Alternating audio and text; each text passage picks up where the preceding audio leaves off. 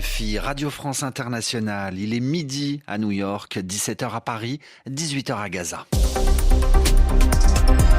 Le journal en français facile. Adrien Delgrange. Bonjour à toutes et à tous. Vendredi 22 mars et à la une de cette édition, nouvel échec pour le Conseil de sécurité de l'ONU. La plus haute instance des Nations Unies n'a pas réussi à se mettre d'accord pour exiger un cessez-le-feu immédiat à Gaza. Nous sommes à 2 jours de l'élection présidentielle au Sénégal. Une figure de la politique sénégalaise, Karim Wade, appelle à voter pour le candidat Bassirou Diomaye Faye. Et puis, 22 mars, journée mondiale de l'eau, un bien plus que précieux. Il est vital, dossier à la fin du journal avec Stéphanie Schuller. Voilà pour les titres. Le veto signifie en latin « je m'oppose ». Chine et Russie ont utilisé aujourd'hui leur droit de veto au Conseil de sécurité de l'ONU, droit accordé uniquement aux 5 membres permanents de ce Conseil qui leur permet de bloquer toute résolution, tout texte qui leur est soumis. Ce matin, à New York, sur proposition des États-Unis, le Conseil de sécurité devait se prononcer sur un cessez-le-feu immédiat et durable pour protéger les civils de tous côtés, disait le texte. Alors que peut-il se passer maintenant ? Tout d'abord avec vous, Nicolas Falaise, expliquez-nous pourquoi le projet de résolution a-t-il été rejeté ? Nicolas Falaise, que nous retrouverons dans un instant pour nous expliquer pourquoi ce projet de résolution a-t-il été rejeté aujourd'hui par le Conseil de sécurité. Pendant ce temps-là, Anthony Blinken est en Israël. Le secrétaire d'État américain cherche à convaincre le Premier ministre israélien d'éviter une offensive terrestre sur la ville de Rafah. Mais Benjamin Netanyahou lui a fait savoir qu'Israël comptait bien mener cette opération militaire à Rafah et d'ajouter même si les États-Unis ne le soutenaient pas. Toute dernière information à ce sujet, le ministère de la Santé du Hamas vient d'annoncer un tout dernier bilan concernant le nombre de morts depuis le début de la guerre le 7 octobre dernier entre Israël et le Hamas.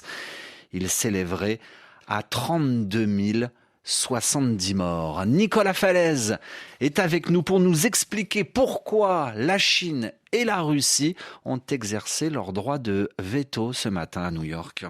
Sur les 15 membres du Conseil de sécurité de l'ONU, 11 ont voté oui au texte américain. Un pays s'est abstenu et 3 pays ont voté contre, Russie, Chine et Algérie. Mais Russie et Chine sont des membres permanents du Conseil de sécurité, disposant du droit de veto. Leurs votes contre ont donc automatiquement entraîné le rejet du texte proposé. Les pays qui ont voté contre la résolution américaine ont voulu dire leur refus d'un texte jugé trop faible et ils ont aussi voulu mettre les États-Unis en difficulté. Alors que peut-il se passer maintenant ? Dans les prochaines heures, le Conseil de sécurité de l'ONU pourrait voter sur un autre texte, rédigé cette fois par plusieurs pays membres.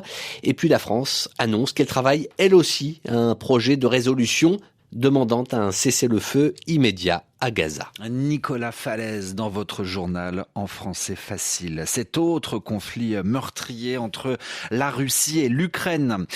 Le président Zelensky annonce la plus importante attaque russe contre ses infrastructures énergétiques depuis le début de cette guerre. La nuit dernière, des frappes russes ont visé le plus grand barrage du pays, mais aussi le réseau électrique de la ville de Kharkiv ou encore de simples maisons d'habitation. Attaques qui ont fait au moins 5 morts, déclarent les autorités ukrainiennes. L'actualité en Argentine à présent, à Rosario, où il est 13h passé de 4 minutes. Javier Milei est en guerre contre les trafics de drogue dans son pays. Le gouvernement du nouveau président argentin annonce un projet de loi, une loi destinée à renforcer le pouvoir des forces armées dans le but de lutter contre le narcotrafic, mais aussi, et plus étonnant, de lutter contre le terrorisme. Théo Conscience est en Argentine pour RFI. Une semaine après une nouvelle flambée de violence liée au narcotrafic dans la ville de Rosario, les ministres de la Défense et de la Sécurité ont annoncé hier un projet de loi destiné à lutter contre le crime organisé. Le président de la Nation nous a demandé de modifier la loi de sécurité intérieure afin que les forces armées puissent intervenir et réaliser des opérations de sécurité dans le cas très particulier du terrorisme. En Argentine, la lutte contre le terrorisme a servi de justification à la dictature militaire qui a fait 30 000 victimes entre 1976 et 1983. Interrogé en conférence de presse sur l'opportunité des mesures annoncées compte tenu de ce précédent historique, le ministre de la Défense a dénoncé un acharnement contre les forces armées.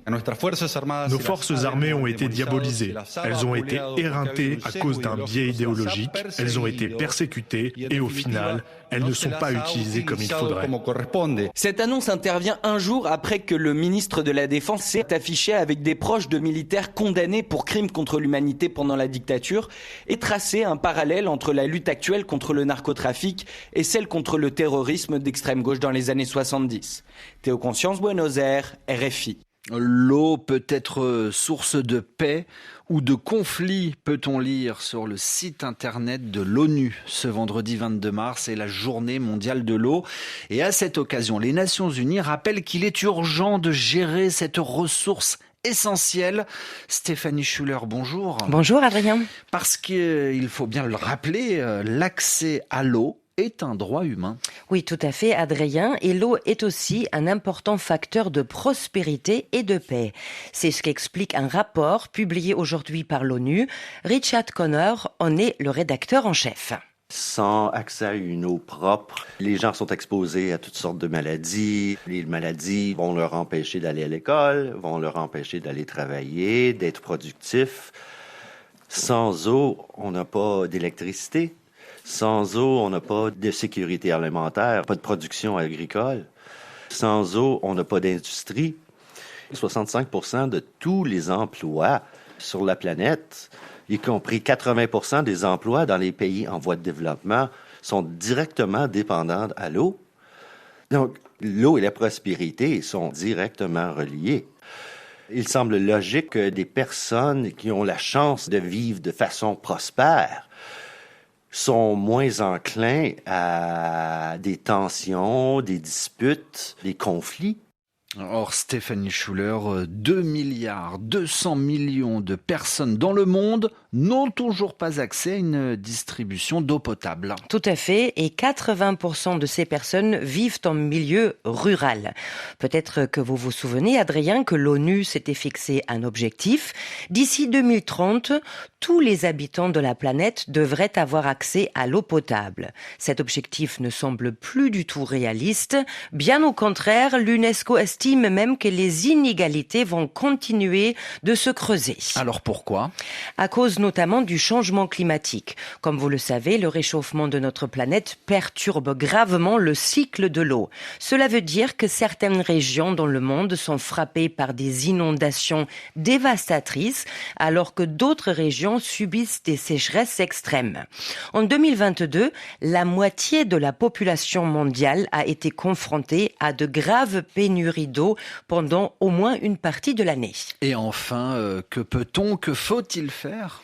Eh bien, l'ONU demande à ce que l'accès à l'eau soit l'une des priorités de tous les investissements à venir pour l'adaptation au changement climatique. Et puis, pour éviter des conflits, il faut trouver des accords juridiques entre les pays qui se partagent une ressource en eau, une sorte de diplomatie de l'eau, Adrien. Merci beaucoup Stéphanie Schuller dans le journal En français facile. On referme ce journal par cette information en provenance du Sénégal.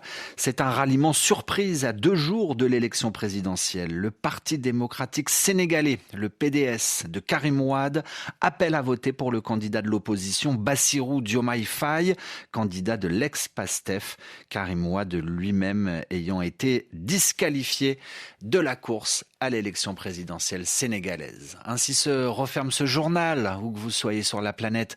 Merci à tous de l'avoir écouté. Vous pouvez le lire également quand vous voulez sur notre site internet.